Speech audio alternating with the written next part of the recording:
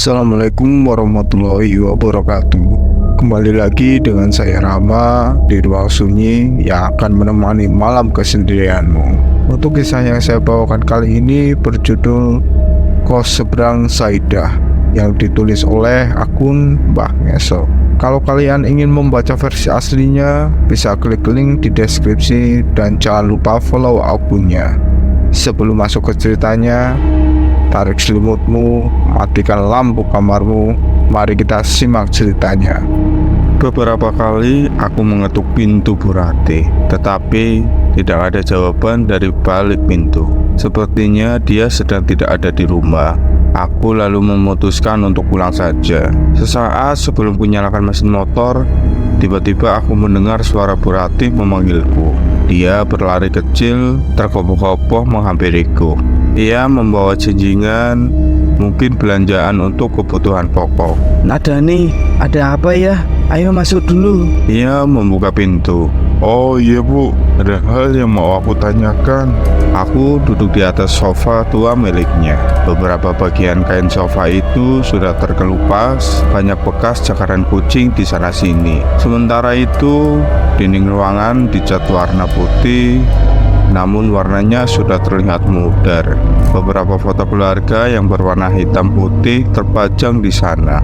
Ada juga foto kemesraan Bu Ratih dengan seorang laki-laki, mungkin suaminya, terpajang di sebelah kanan jam dinding berbentuk bulat. Jam itu sudah tidak berfungsi.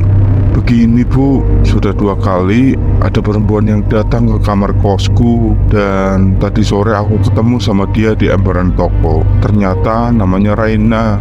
Kata tukang jamu, dia memiliki gangguan jiwa. Apakah ibu kenal dengan perempuan itu? Wah, dia emang sering lewat sekitaran sini. Tapi ibu tidak kenal, nak.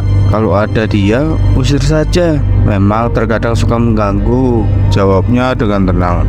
Oh begitu ya Bu. Dia pernah gangguin Bu Ratih juga nggak? Pernah sekali.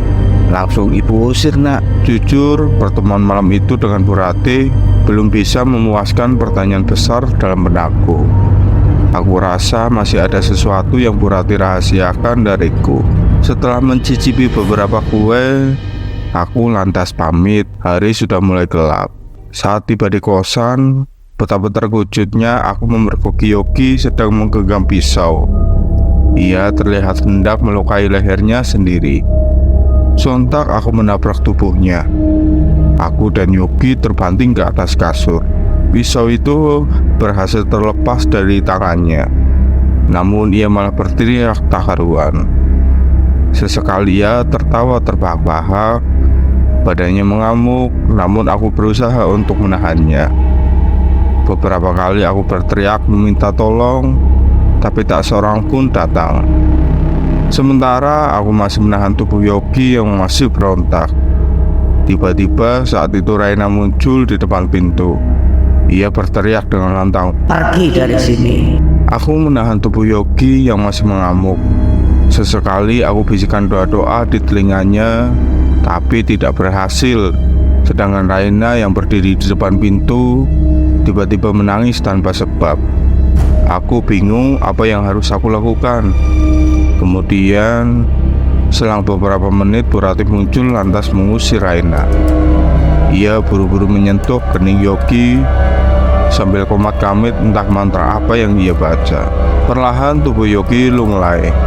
Kedua matanya terpejam dan keringat mulai bercucuran di keningnya.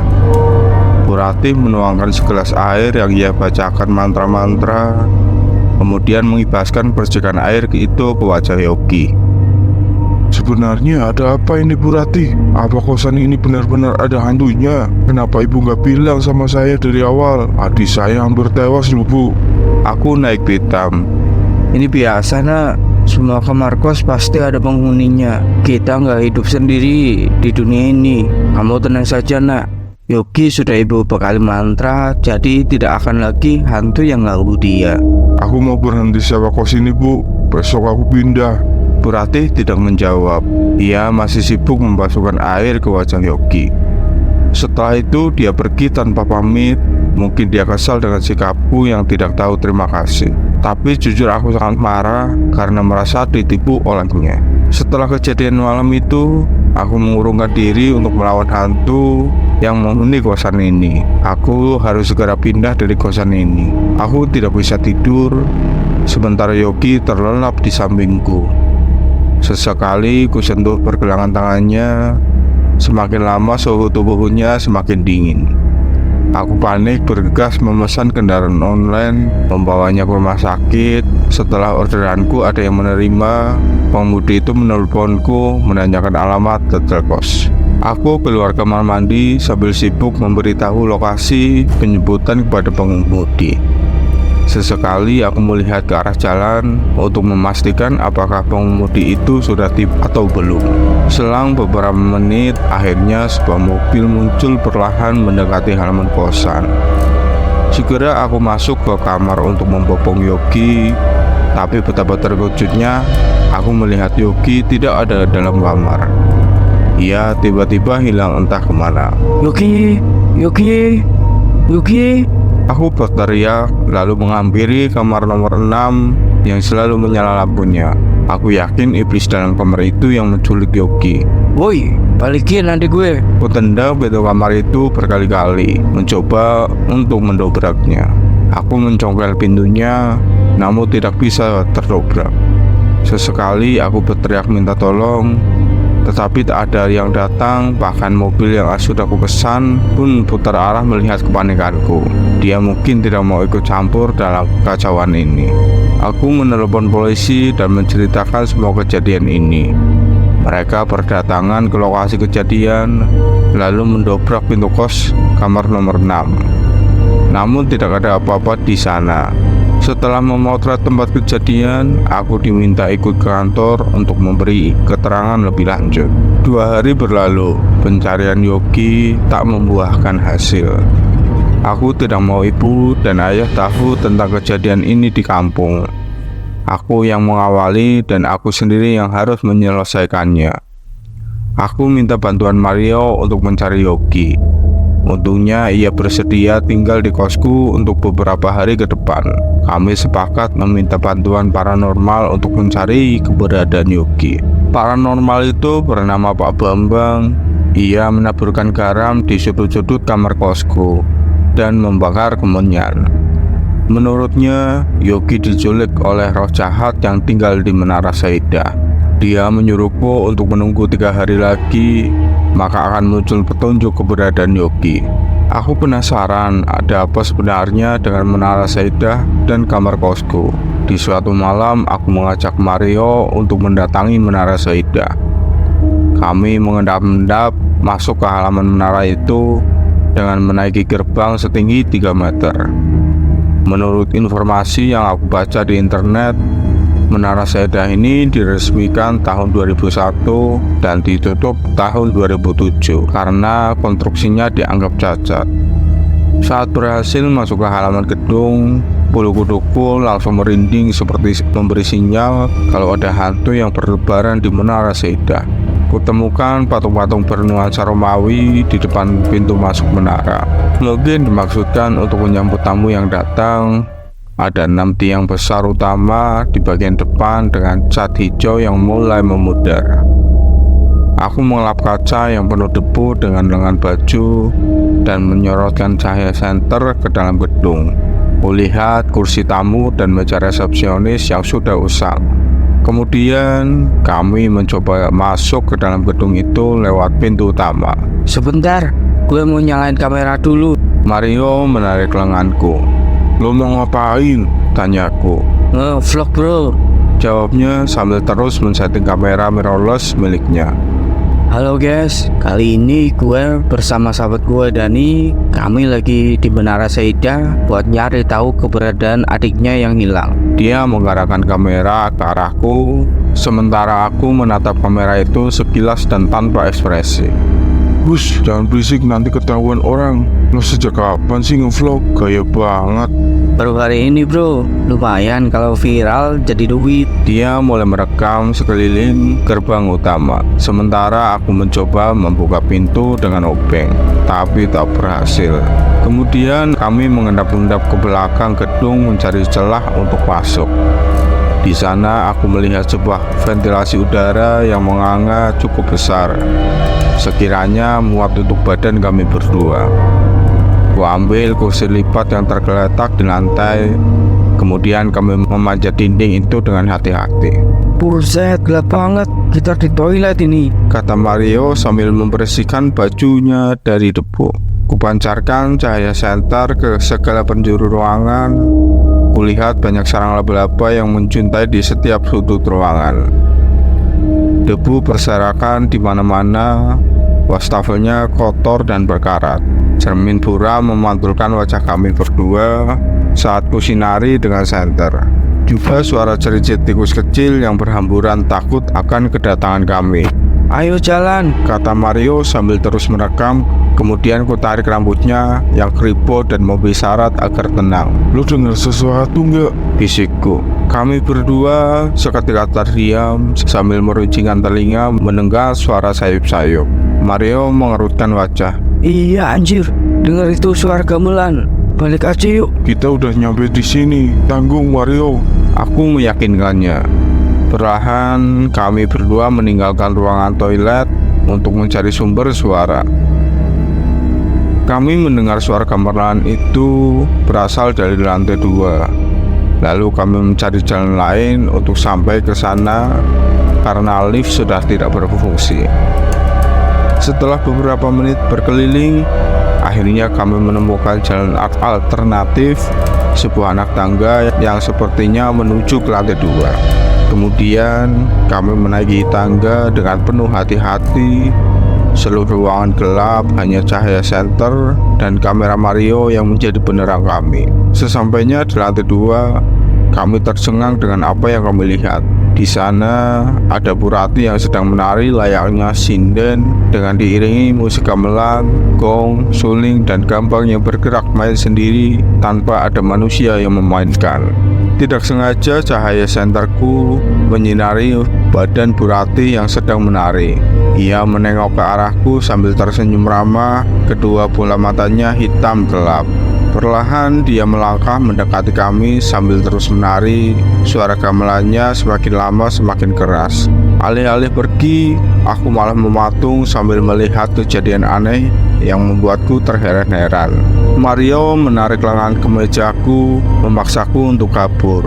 Kami lari luntang pungkang ke arah toilet, mencari ventilasi udara untuk keluar dari Menara Saidah. Malam itu, kami berhasil keluar dari Menara Saidah tanpa menemukan Yogi. Sesampainya di halaman gedung kos, kami kembali terkejut dengan kemunculan segerombol laki-laki berpakaian hitam dengan memikul keranda melintas ke depan kosan. Mereka menuju kamar nomor 6 yang pintunya menganga, memancarkan cahaya. Di belakang rombongan, kulihat Bu Rati berjalan perlahan sambil menaburkan kembang berwarna putih. Entah kembang apa. Mario, ayo cepat kita kejar rombongan itu. Ku tarik tangan Mario. Ia berlari tergopoh-gopoh di belakangku. Sekuat tenaga kami menaiki tangga untuk mengejar rombongan. Aku berhasil masuk ke dalam kamar nomor 6, sementara Mario tidak. Ia termental ditabrak daun pintu saat hendak memaksakan diri untuk masuk. Di dalam kamar nomor 6, aku tidak bisa melihat apapun. Cahaya yang begitu terang membuat mataku terbijing. Tiba-tiba tubuhku lunglai, penglihatanku kabur, pendengaranku hilang. Saat itu, aku menyaksikan kejadian demi kejadian melintas di hadapanku. Aku melihat Ibu Rati sedang melakukan ritual di dalam Menara Saidah. Ia membuat perjanjian dengan setan. Aku mendengar jelas percakapan mereka. Ibu Rati meminta kekayaan kepada setan dan berjanji mencarikan tumbal untuknya. Tiba-tiba tubuhku terasa tersedot masuk ke dalam kumparan cahaya. Lalu aku melihat Raina sedang menangisi ibunya yang sekarat di kamar kos. Raina menangis sejadi-jadinya sambil berteriak minta tolong. Ia pergi ke halaman kos mencari bantuan. Dan saat itu aku juga melihat sesosok makhluk muncul dari dinding kamar kos. Makhluk bertubuh besar dengan bulu berwarna hitam lebat memenuhi tubuhnya. Ia melahap ibu Raina bulat-bulat. Saat Raina kembali dengan membawa beberapa orang untuk membantunya, ibunya sudah hilang. Kemudian tubuhku terasa ditarik kembali. Kali ini aku bisa membuka mata dan melihat dengan jelas tubuh Yogi tergolek di atas sebuah keranda. Sosok makhluk besar dan berbulu hitam muncul dari balik dinding. Ia membuka mulutnya yang lebar dan hendak menelan Yogi. Kemudian pintu kamar kos itu berhasil didobrak oleh Mario. Ia membawa serta Pak Bambang paranormal itu. Dani, awas! Pak Bambang melemparkan sebuah keris ke arah makhluk itu. Seketika makhluk menyeramkan itu tenggelam kembali ke dalam dinding. Aku berhasil menyelamatkan Yogi yang nyaris saja menjadi tumbal pesugihan. Keesokan paginya, kami mendatangi rumah Bu Rati, namun ia tidak ada. Saat kuintip dari kasar rumahnya yang kusam, rumahnya seperti tidak berpenghuni. Sofanya berdebu pekat, sarang laba-laba menjuntai di langit ruangan. Banyak daun kering berserakan di lantai beranda rumahnya. Kulihat sepeda ontel butut yang sudah berkarat tergeletak sembarang di sudut beranda rumah. Ini benar-benar seperti rumah yang sudah kosong selama bertahun-tahun. Mas, cari apa ya? Dari kejauhan, lelaki tua, mungkin umurnya kisaran 60 tahun, melangkah kontai menghampiri kami. Kami bertiga lagi mencari Ibu Rati, Pak. Loh, gimana tuh, Mas? Dia sudah meninggal setahun lalu. Yang benar, Pak. Mario memotong obrolan. Bapak ini siapa? Tanya aku. Saya Dato, kakaknya Rati. Saya tinggal di Jakarta Timur, Mas. Sengaja saya datang ke sini karena sudah lama rumah ini gak saya bersihin. Rumah dan kosan saya mau jual, Mas. Kak, udah pergi aja sekarang. Yogi membujukku. Kondisi tubuhnya masih lemah. Tanpa menceritakan apa yang terjadi, kami bergegas pamit. Aku menemukan kosan baru yang ramai penghuni di daerah Mampang Perapatan. Mario yang merekomendasikan kosan itu. Kumasukkan koper berisi pakaian ke dalam bagasi mobil yang kami sewa. Lalu mobil yang kami tumpangi melaju perlahan meninggalkan halaman kos. Saat mobil melintasi pertokoan, aku melihat Raina berdiri mematung di emperan. Ia tersenyum sambil melambaikan tangan ke arahku. Kubuka jendela mobil dan melayangkan senyum kepadanya. Di sepanjang jalan, aku masih memikirkan perkataan lelaki tua itu. Apakah benar Ibu Rati sudah meninggal? Lantas apa penyebabnya? Kunyalakan smartphone untuk mencari tahu tentang pesugihan. Mungkin saja hal ini ada kaitannya dengan pesugihan. Kutemukan beberapa tulisan yang mengulas tentang kaitannya tentang pesugihan Menara Seda. Di sana tertulis kalau orang yang melakukan pesugihan harus memberikan 2 orang tumbal manusia, 1 laki-laki dan 1 perempuan. Jika terlambat memberi tumbal, maka orang yang melakukan pesugihanlah yang menjadi tumbalnya. Bukan hanya itu saja, ia juga menjadi budak setan tersebut untuk mencari tumbal-tumbal selanjutnya. Mematikan layar smartphone, melempar pandangan keluar jendela mobil. Aku yakin pasti Ibu Rati terlambat memberi tumbal kedua setelah berhasil menumbalkan Ibu Raina dan dia menjadi budak setan. 2 bulan kemudian, hari ini aku menjenguk Raina di emperan toko dekat kosan yang pernah kusewa. Saat kami menemuinya, dia sedang makan nasi bungkus dengan lahap, mungkin pemberian tukang jamu gendong. Dia masih tidak bisa diajak bicara, tapi sesekali tersenyum malu-malu kepadaku. Aku membawakan kue coklat dan makanan ringan lainnya. Saat sedang menemani Raina, aku melihat sebuah mobil SUV menuju ke arah kos Bu Rati. Buru-buru ku nyalakan mesin motor, mengikuti mobil itu dari belakang. Sesampainya di halaman kos, kulihat seorang wanita muda dengan mengenakan celana jogger, baju t-shirt, dan sneaker putih keluar dari mobil. Ia menggusur sebuah koper lalu naik ke lantai 2. Aku mengendap-endap mengikuti ke belakang, kemudian kuintip wanita itu dari balik tembok dekat tangga. Dengan Ibu Rati ya? Tanya wanita itu.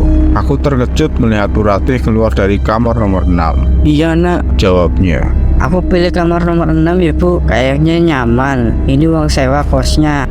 Wanita itu mengeluarkan uang dari dompetnya lalu menyerahkan pada Bu Rati. Bu Rati tersenyum ramah pada wanita itu dan tiba-tiba saja ia menoleh ke arahku sambil mengangguk ramah.